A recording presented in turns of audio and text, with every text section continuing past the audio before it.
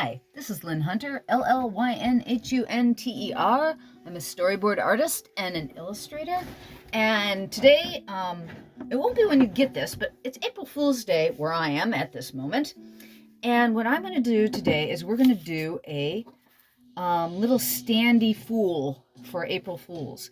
And I'm going to do my character Max. I have a comic book online that I haven't put online yet. Actually, he's on my Patreon. I try to do him once a week, but it doesn't always get out.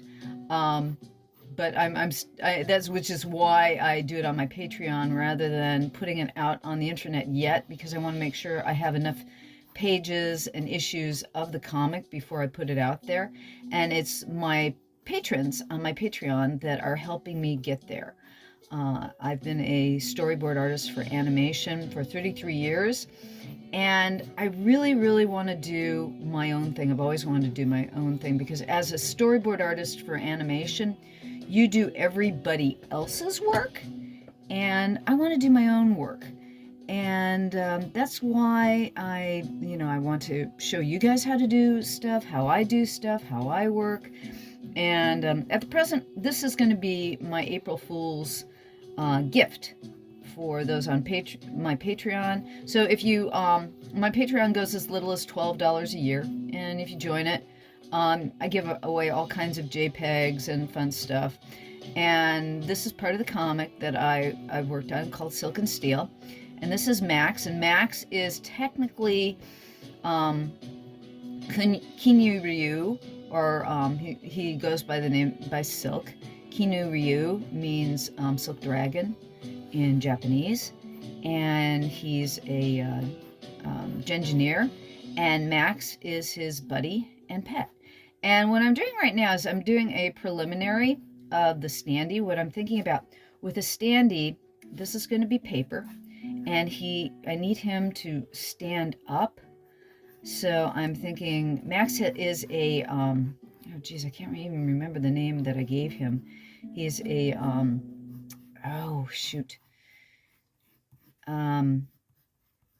He's half bat, he's a third bat, a third cat, and a third octopus. Hang on here. There we go. He's all cute and funny and crazy, but he's a furry octopus. He actually has fur, and he smells like jasmine. And what I'm thinking is, what I'm doing right now is I'm doing a rough of what I would do for a Standee. So this is a preliminary. I'm going to make it larger.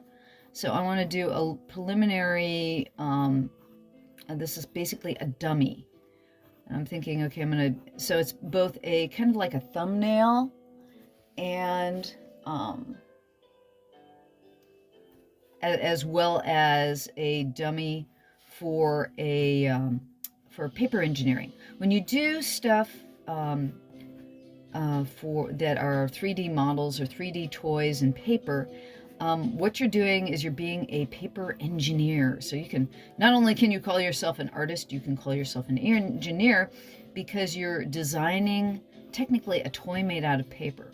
And I'm seeing, this is going to be the base, and this is where Max is going to stand up. And I'm going to give him like a Fool Bell type hat, and maybe give him, a fool's wand. Let's see here, and I'm going to give him a couple of. He eats these wasps in Silk and Steel. There are these giant purple wasps that a mad scientist actually accidentally made, and they're like killer wasps. And to Max, they're like jalapeno peppers. He really likes to eat them. He catches them and eats them because he flies too. So it's like he likes to fly and catch them and eat them. So it's like, if you want to make sure you get rid of your killer wasps, you make sure you have Max around. And his wings probably should be a little bit bigger, or his head smaller. Head smaller, I think. Something like that. So I'm thinking about that size. Now what I'm going to do is, I got a pair of scissors here, and I'm going to cut this out. So it's I can see, give myself an example of how this would work. And this is how you make anything, any toy out of paper. And I'm going to start doing more of these because I really enjoy paper engineering. You know, punch outs and cutouts and things of that nature. If I were doing this more precise, I'd use an X-acto knife, but you know, a scissor's fine in this situation. So we've got something here that, you know, you could turn something like this into like an ornament. You could punch a hole in it. But what I'm thinking about is that I'd like to have him be a stand-up on my desk. So I might do something like that, or actually, I could probably have him fold even a little higher. I wouldn't want it too much higher because you're going to have him fall down otherwise.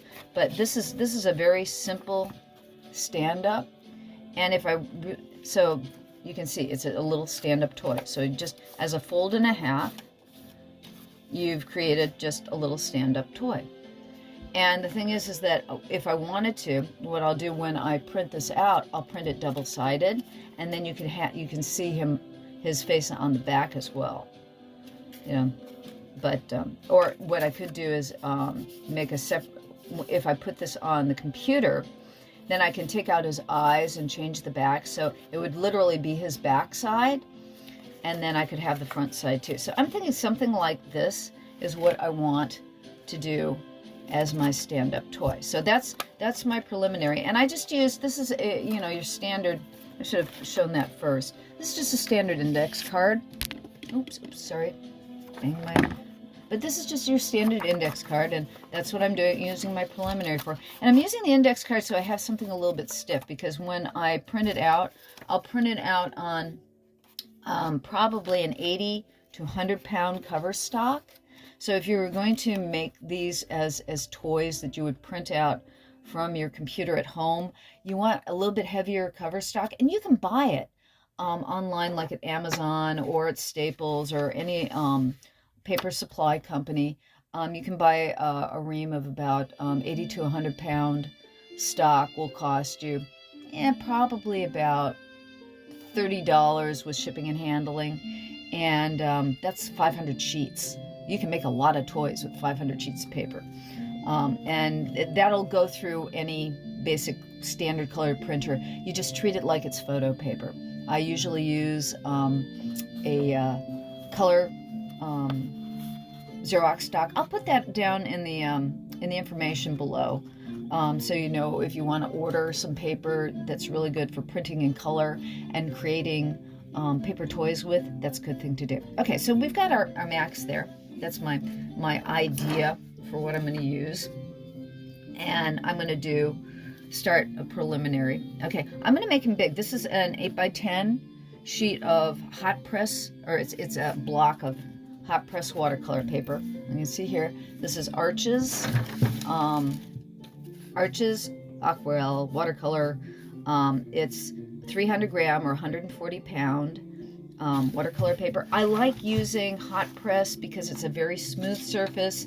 I like the types of the water, the effects of the watercolor on the paper, and so it's good for both drawing and for painting. So I'm right now I'm doing things very, very loosely. We'll get Max's body out here, and I'm gonna put his wings up here. And probably when I get done with this, I have been promising a friend of mine in England a picture of Max for quite some time, and I will probably send it to her when I get done with it. She's also she's been one of my patrons in the past, and she's the person actually who really got me to get going on Silk and Steel. Silk and Steel is my steampunk comic. I've been neglecting it for several months now, and it's time to get back to my boys. It's Malcolm Steele and Kinu Ryu, who is basically, like I said, his name's Silk Dragon in English. So I have, Malcolm's calls him Silk. And one is, Malcolm is a mechanical engineer, and Silk is a engineer. And between the two of them, they've joined forces, and they are working, they're creating their own engineering company. And they are basically an offshoot of an airship company called Clear Skies Shipping Company. And there's a whole crew of interesting characters who run Clear Skies Shipping Company. And basically there's lots of skullduggery that goes on. And it's in a period of time that is the equivalent to pre-World War I Earth. They're in an alternate universe, in an alternate land called Varys. And I set up Varys, I actually set up the world of Varys with a map so that you could play it like Risk. If you've ever played Risk, I kind of took a map of the Earth and turned it kind of upside down and adjusted the outlines a bit so that it is a bit of the Earth. Hang on. It is a bit of the planet Earth, and they're working in a or they live on an island called Zaratan, and it's kind of like Shanghai, or a cross between Shanghai and Tortuga. It's kind of that. It's like a pirate's island where, you know, kind of anything goes. And so we have a crossing of worlds on this island, and it's kind of the setup for a World War I type situation in the first book, or the first set of books. The first set of books is going to have a 12-issue arc. I've currently written up to issue 5. I only have up to issue 3 completed on my website. And when I have, you know, the first arc done, I hope to do a Kickstarter with it.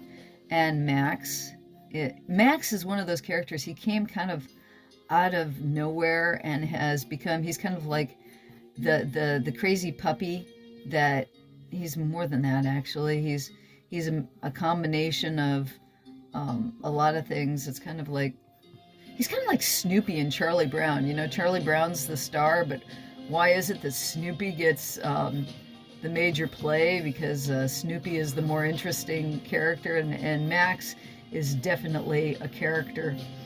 And I've got his origin is explained at the end of issue 2. And I take that back. It's at the end of issue 1. His origin is explained, and he gets into all kinds of funny antics. He's the comedy relief. It's like, so things don't get too serious, but then I don't think anything can get serious in Silk and Stale, because basically it's steampunk, where I throw everything you've ever wanted to have in a steampunk story on overdrive. So let me see how many legs we got here, because Max definitely has 8. 1, 2, 3, 4, 5, 6, 7. I'm gonna throw one back here, behind him here. Yeah. Okay. Yeah, I think that'll work. And then as I'm thinking about where the paper's got to connect, you don't want to make him it's like too elaborate, because if you cut too much in and you stand it up, it won't stand up as well. We'll see what happens. Okay, and I want to give him, let's see here, I want to give him his adjuster's wand. And with the adjuster's wand is always the I shouldn't say it always is, but usually it's a copy of the character itself on a wand. You have your own face on a wand with the adjuster's wand. And then I'll put some of the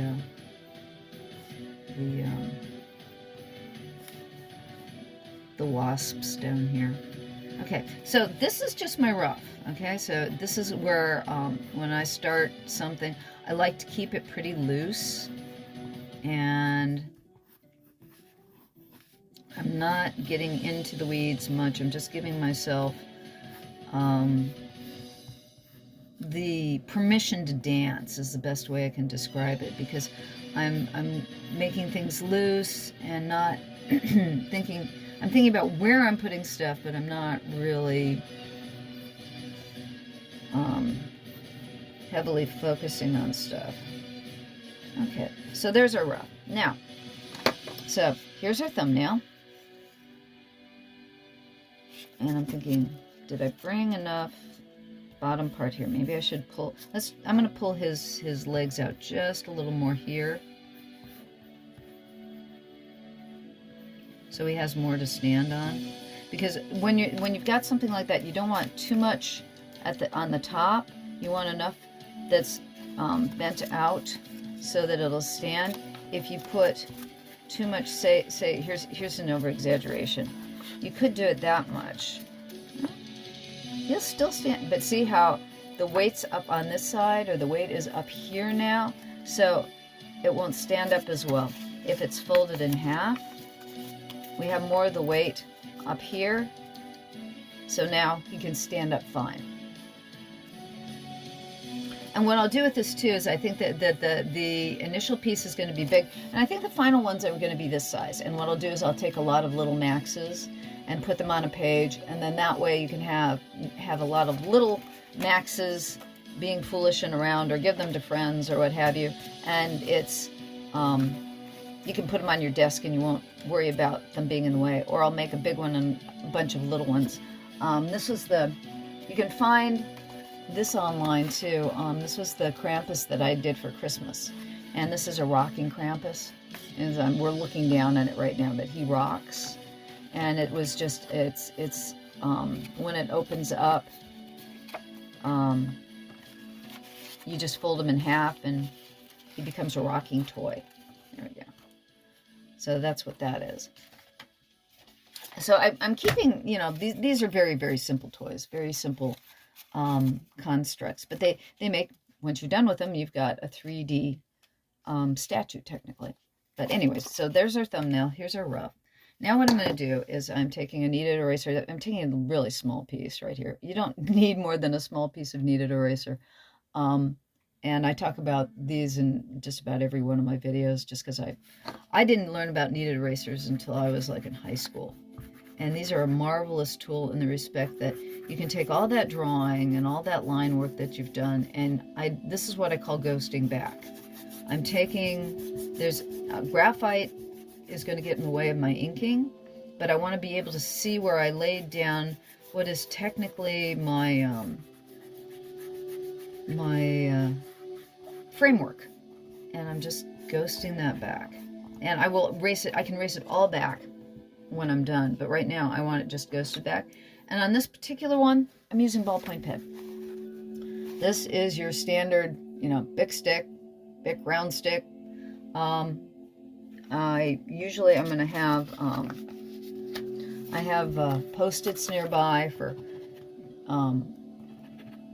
basically getting the ink out, because what happens with Bic sticks is that the ink will build up on the back of the ball, and so you'll get blops. And I like blops, but sometimes I don't want it as bloppy or as gloppy. It's like you can see there's a glop there, and they end up being like punctuation marks if you when you're drawing with a ballpoint, and it gives personality to the work.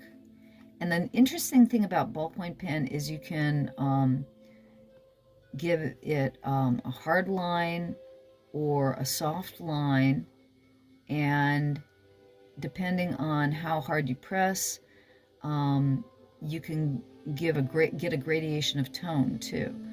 I like ballpoint for it's going to be interesting. I won't be around to know how long one of these works will survive me, but if you've ever tried to get a ballpoint pen ink in the wash, it doesn't like to come out well. And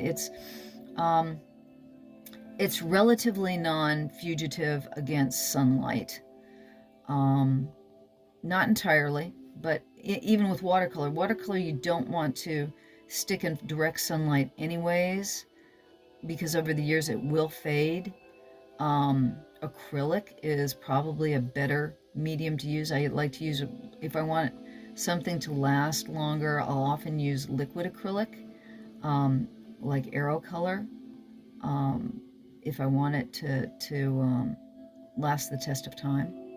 And I'm not sure right now what I'm going to do with this, because I definitely want to post this today for my patrons, so I might just do the line drawing today, and then tomorrow I'll do the watercolor in a separate post, and then that way I have 2 posts for this. You don't have to sit for more than maybe 30 minutes, 40 minutes to see this drawing. But also, beyond watching me draw, because the thing is I know that even drawing can get a little bit old after a while. I want to tell stories about, what goes on in my life, who I am. And like I said, I told you about Silk and Steel, the comic that I'm working on. And so that you get to see, let's see here, I think that might be enough. I overdid it. I'll put another one here. And the thing is that too, not when you're doing a piece of art, not everything is going to turn out the way you want it to. And sometimes you make mistakes, and what you need to do is learn how to make your mistakes happy accidents, how to make them a little bit more than what they are. And you'll notice right now I'm using a really skittery line. I usually build up my line. You can see with ballpoint pen, you can do that by pressing down, and it'll build up more. Okay, so I'm going to put in his wing now, because Max has wings, and he's got a little hook on the end, because he's got bat wings. And I gave him only let's see here, 3 extents and 1 up here. There we go. Hang on. And of course, the advertisement comes on. I really have to. Just in there. Of course. My apologies.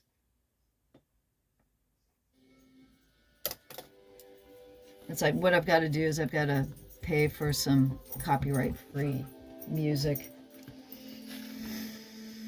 And I just haven't gotten around to that yet. It's more than anything else, I just want to start making a habit of posting videos, seeing if you like what I do.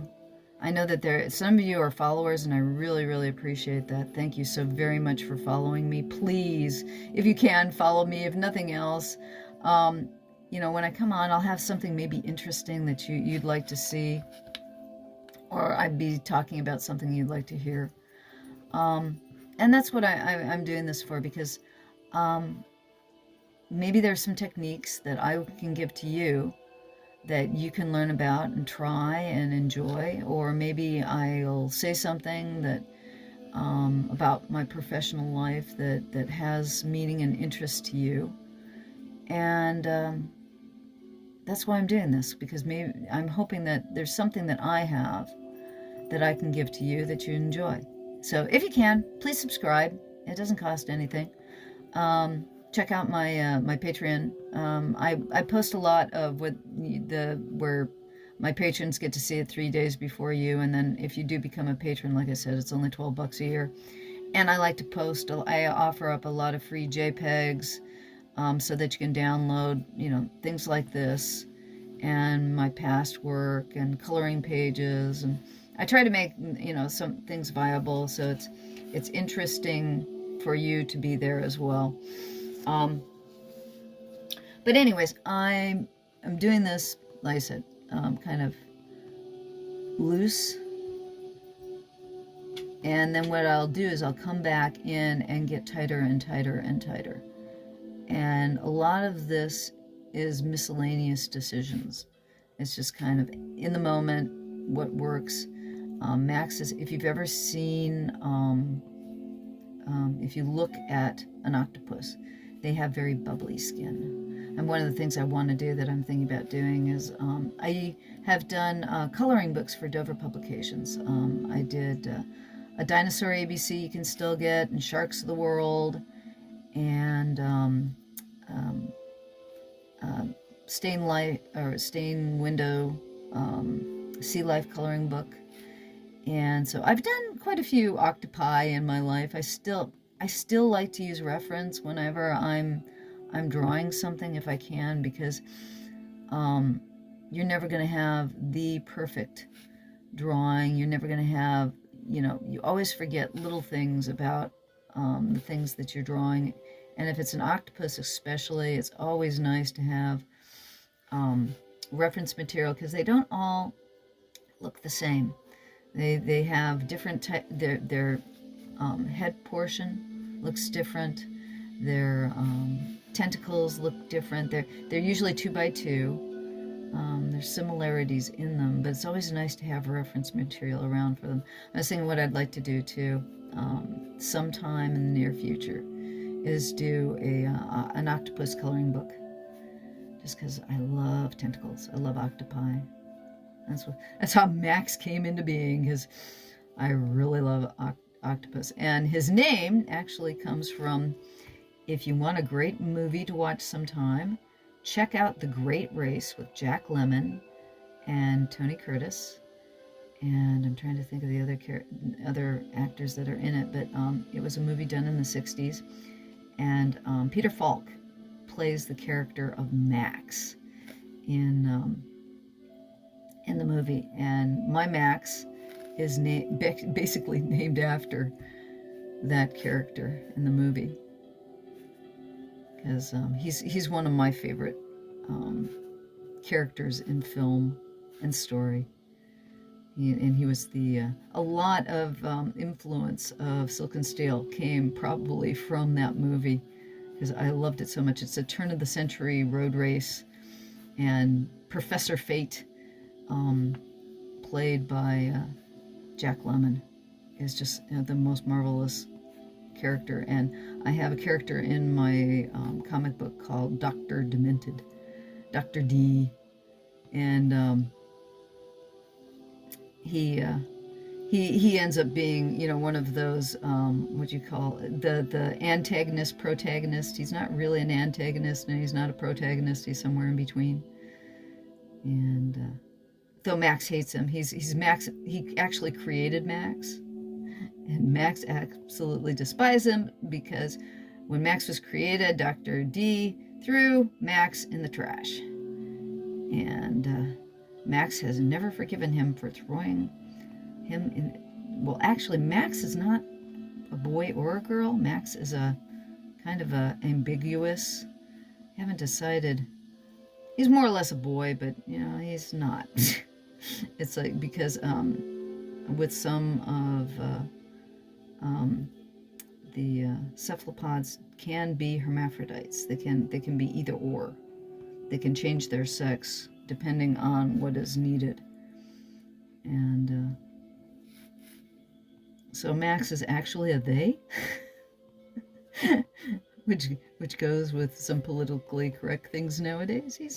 He is actually a they. But I have troubles with they as a pronoun. It's kind of difficult for me to say. I'm old school. So Max is a Max.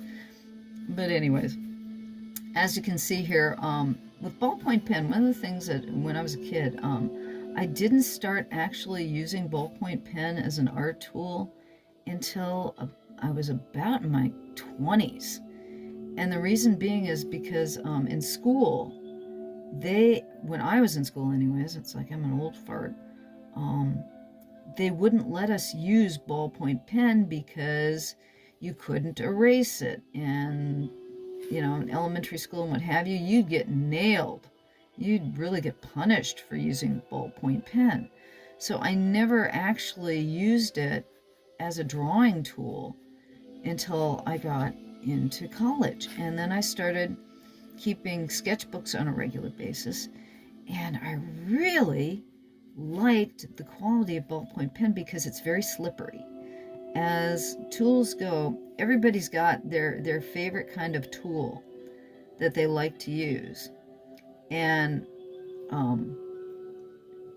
ballpoint pen just got to be one of mine because of its slippery qualities. Now right now I'm drawing a wasp, and again, I've drawn a lot of wasps. That doesn't mean that I'm doing it actually correct. Probably should have another image out here, but it's like, let's face it, wasps are pretty easy. 2 wings, or actually they've got 4 wings, so they've got an extra. They've got 4 wings, thorax, abdomen and thorax, head, 3 parts of their body. They're standard insect, so it's like they're pretty basic. You know, let's see, I can't remember, the thorax I think is the back part. Or they got the stinger, and then they've got 6 legs, and you don't have to show all the legs. It's like, just so you got an idea, we got legs here, and I'm just, like I said, I'm getting everything kind of loose, and I'm feeling things out. It's like, these are the suckers on the tentacles, and he's got bumpy tentacles. And let's see, 1, 2, 3, 4. Just how time consuming it be searching for royalty-free media, and when you do find some, they're always bad. Yeah. Yes. Except this is nice. I'm giving credit to the folks in the bottom for the background music. Like I said, I really need to just go and pay for some. It's just I have been a little bit impoverished as of late. I was a storyboard artist. Let me count the legs here. 1, 2, 3, 4, 5, 6, 7. Okay, so I got it there. Let's give it this one down here, because I don't want to have more than 8, because he doesn't have more than 8. 1, 2, 3, 4, 5, 6, 7. Maybe put 1 there. We'll see. But anyways, I was a storyboard artist for 33 years in animation. Actually, I was a storyboard artist for so long, and primarily in television animation, that most of the shows that I have worked on in the past, they don't even play on the television anymore, or they don't stream anymore, so you wouldn't even know what they were, which is actually kind of sad, but it's true. When you do hundreds and hundreds and hundreds of drawings for a cartoon, and then that cartoon will go off the air, and nobody will see it. The cartoons that you probably have seen of mine would have been, I did 10 seasons of Curious George, so most people have seen Curious George cartoons. I worked on some early Disney stuff that probably isn't playing anymore, like Darkwing Duck and Hercules and Little Mermaid, and there was one called Yin Yang Yo. The most recent stuff I did was for a movie called Rock Dog 2 and Rock Dog 3, and those I think are still out there, and they just came out recently, so you can still get those. I did some stuff for Little Angel, which is on YouTube right now. I did a Dios de los Muertos, Little Angel, and they're basically stuff for preschool. But one of my problems is that I am 63 years old, and when you've been doing animation for 33 years, you lose your connections. You lose the directors that you used to work for. You lose, the people who are in the studios that you used to work for, because you came in usually as a young person, and your director was anywhere from 10 to 20 years older than you, and they've all retired out. And the people who are used to working with you and used to hiring you, they don't work in the industry anymore. And those who are new, they go, oh, you've got all this experience, so you'll be too expensive, or you're not. Somebody suggested when I was going to get on a project recently, is my storyboarding hip enough? And it's like, storyboarding and animation is you're always playing somebody else's fiddle. You're always playing somebody else's music. So, am I, it's kind of a silly suggestion that I wouldn't, let's see here, I'm going to put an extra tentacle back here. There we go. Let's see, so 1, 2, 3, 4, 5, 6, 7, 8. Oops. 1, 2, 3, 4, 5, 6, 7, 8. Okay, good. It's like, I can't count. No, I can't. There, he's going to have his wand is here. There we go. And the wand will come down here.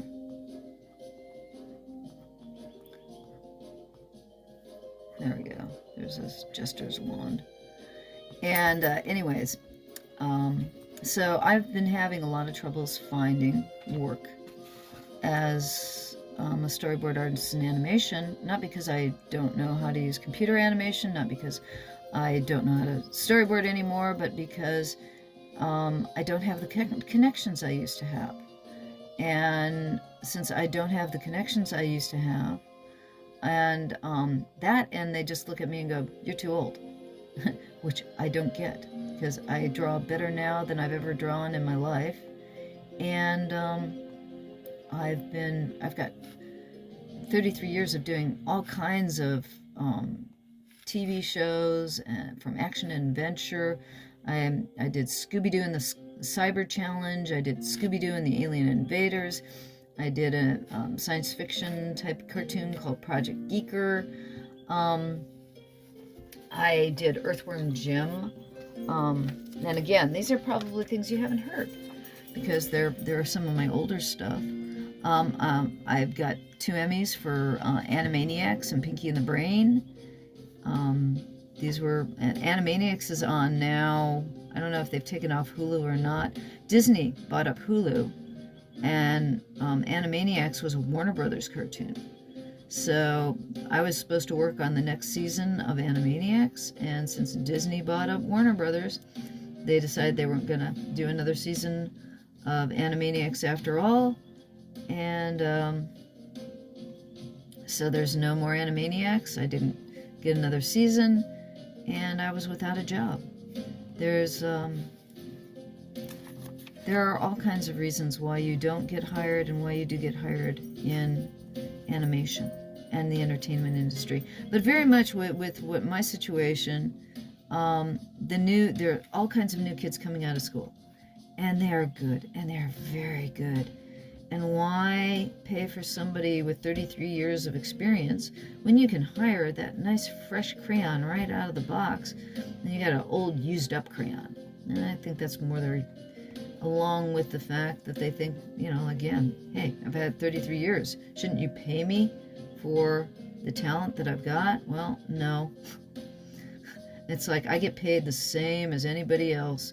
We have a journeyman's wage with the union. I'm part of the animation union, or what's called the Animation Guild. If you want to check out a very interesting website, a lot of it is open to non-union members, and you can check out some of the information on animation and what professional animators do and who we are on.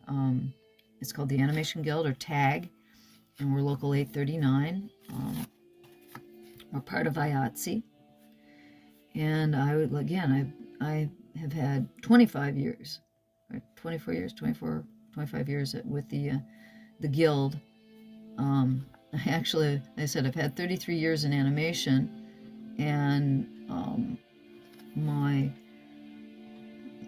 some of that work was not union work, and a lot of it nowadays is not union work. A lot of the work is being sent to Canada.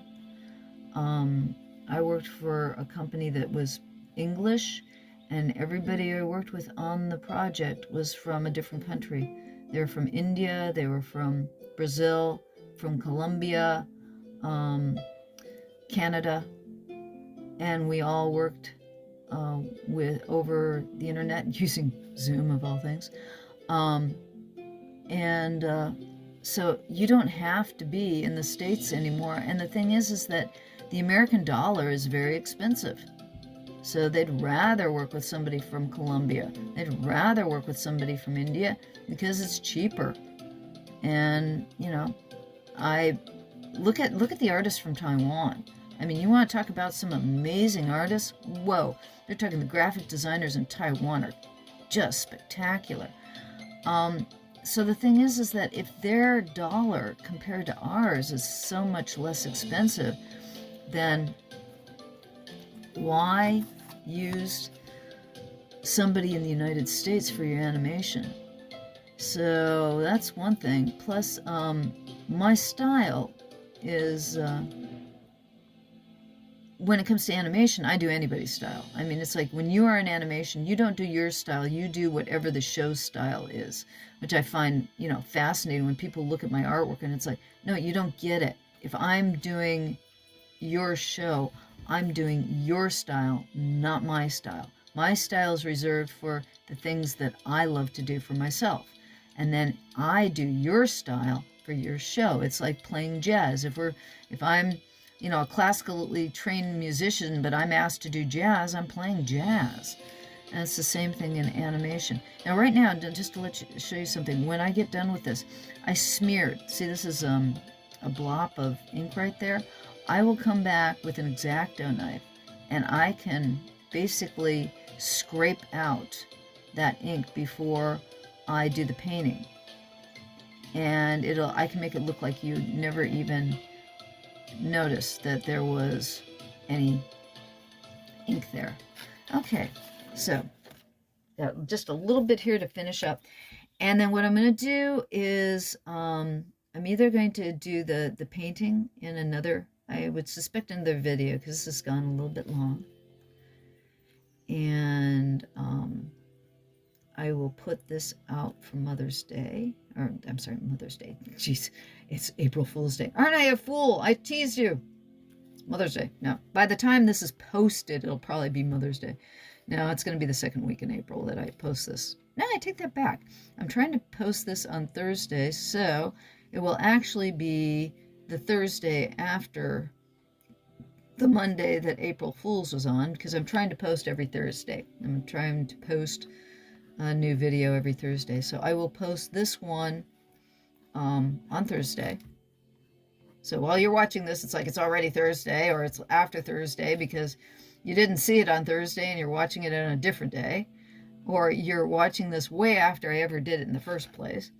But since we've been talking and I'm finishing this up, and what I'll do too is that you can see how I'm hardening up. I'm pressing down hard. So I get a really good line. And of course I get a commercial. Yes.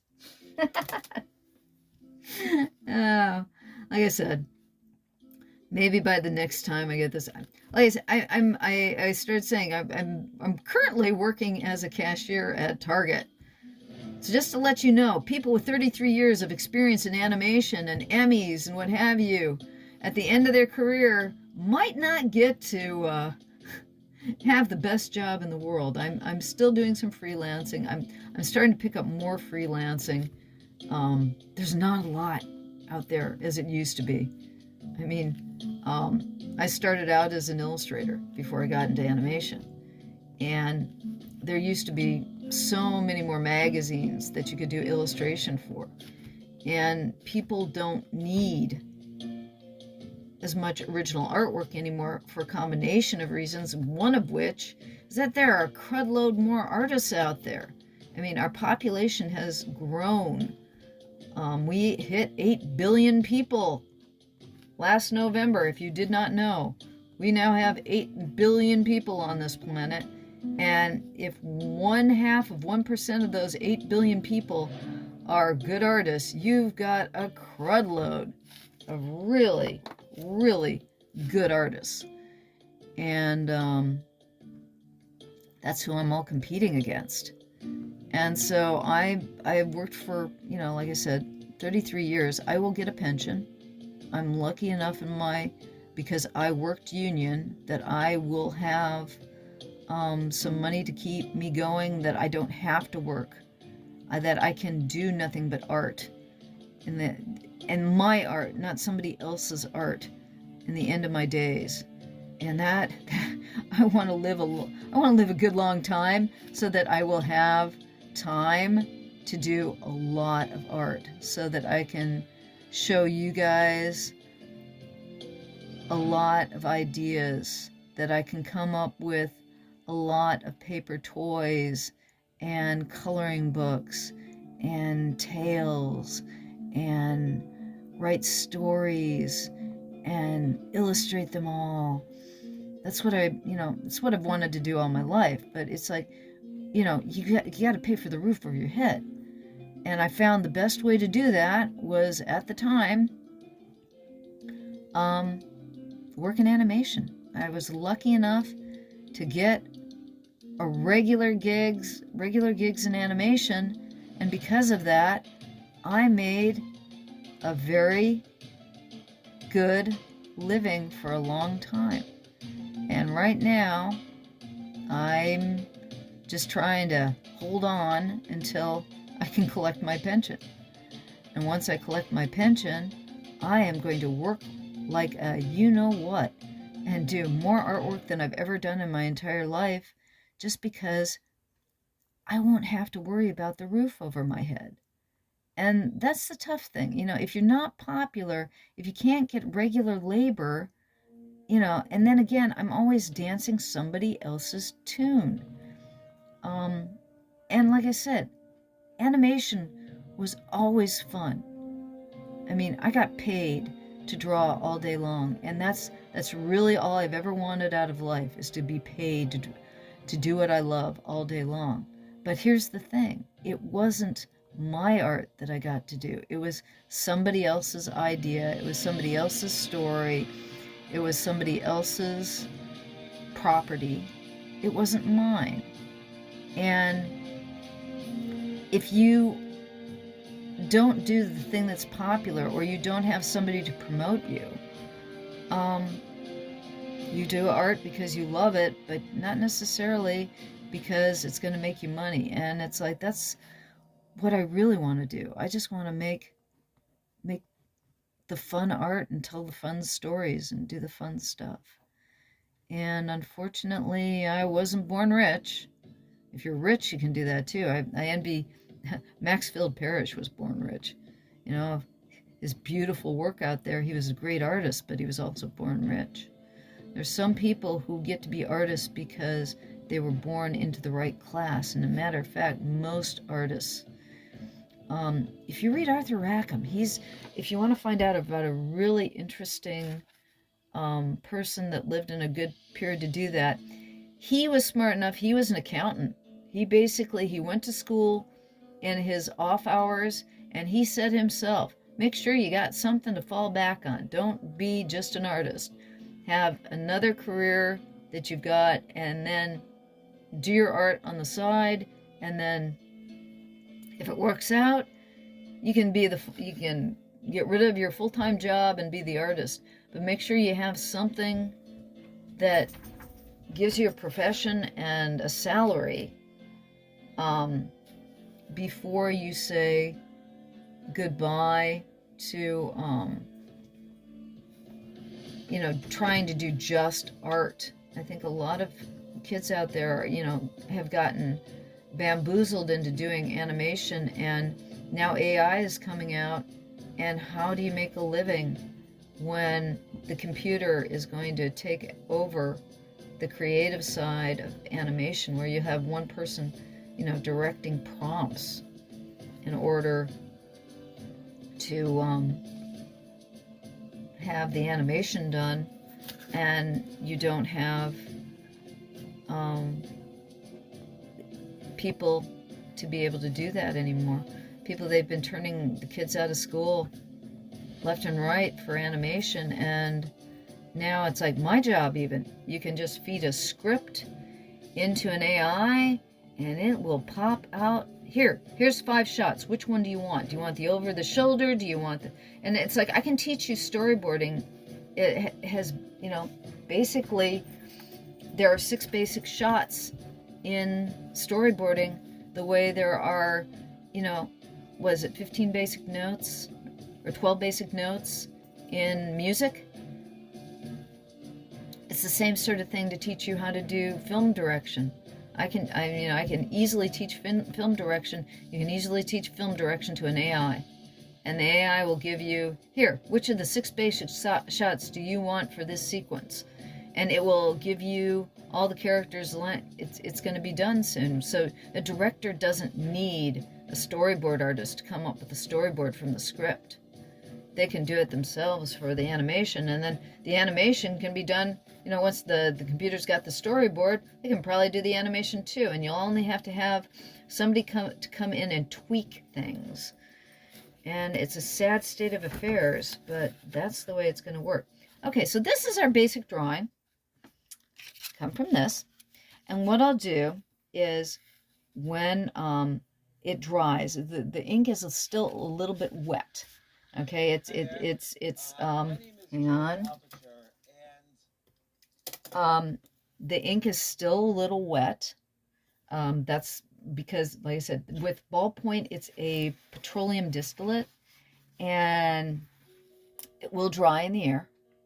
So once this dries, I'm going to erase the drawing underneath.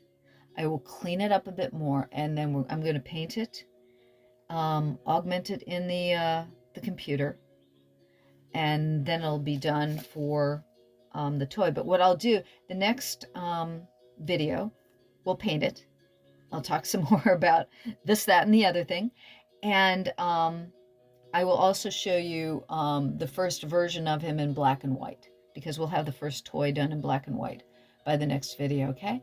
Thank you for stopping by. Again, my name is Llyn Hunter, Llyn Hunter.